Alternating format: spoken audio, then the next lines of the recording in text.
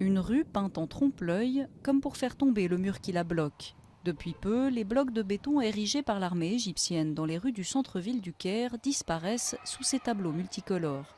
À l'origine de ce mouvement, un groupe d'artistes engagés pour préserver les objectifs de la révolution qui a fait tomber le régime d'Hosni Moubarak en février 2011.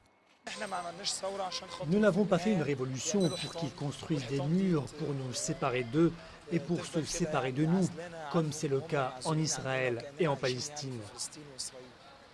Au total, ce sont 7 murs que les artistes ont tenté de faire disparaître, ceux qui barricadent le quartier du ministère de l'Intérieur où ont eu lieu plusieurs affrontements meurtriers entre manifestants et forces de l'ordre depuis novembre dernier. Depuis les affrontements, ils ont construit des murs dans chaque rue où des batailles ont eu lieu, même si la révolution était pacifique. Pendant qu'ils jouent avec des murs, nous jouons avec notre esprit, en leur disant « vous construisez des murs, mais nous ne les voyons pas ». Un moyen pour ces artistes de protester de manière pacifique contre l'armée, toujours au pouvoir plus d'un an après la révolution, et notamment contre son chef, le maréchal Tantawi.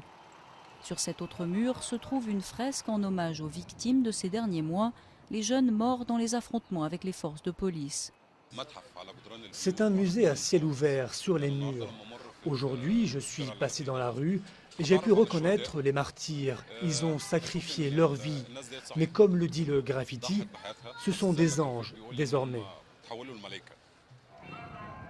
Depuis la fin de la Révolution, les graffitis et autres peintures de rue sont partout dans la capitale égyptienne, et cela malgré leur interdiction.